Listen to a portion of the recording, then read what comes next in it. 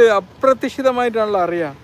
ഇപ്പം തൃശ്ശൂരിലേക്ക് വന്നപ്പം ഞാൻ വിചാരിച്ചു ഇവിടെ ഏതായാലും തൃശ്ശൂർ ശോഭ സിറ്റി എന്ന് പറയുന്ന ഒരു ഭയങ്കര സംഭവം. ഞാൻ വിചാരിച്ചു ശോഭ എന്ന് പറഞ്ഞപ്പോൾ എന്തൊരു ടെക്സ്റ്റൈൽസ് എങ്ങനെയാവുമെന്ന് വിചാരിച്ചു. ഇവിടെ വന്നപ്പോൾ ഇവിടെ വരികയാണ്.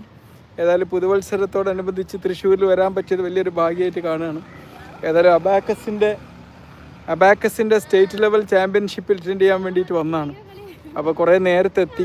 നമ്മൾ കുറച്ച് നേരം ശോഭ സിറ്റിയിൽ സ്പെൻഡ് ചെയ്തിട്ട് കുറച്ച് നേരം അവിടെ നിന്ന് ഭക്ഷണമൊക്കെ കഴിച്ച് പിന്നെ അങ്ങോട്ട് പോകാമെന്നുള്ള ധാരണയിൽ നിൽക്കുകയാണ്. എന്തായാലും അപ്രതീക്ഷിതമായി, ഞാൻ വിചാരിച്ചില്ല അത് ഇത്രയും നല്ല രസകരമായ സ്ഥലമാണെന്ന്.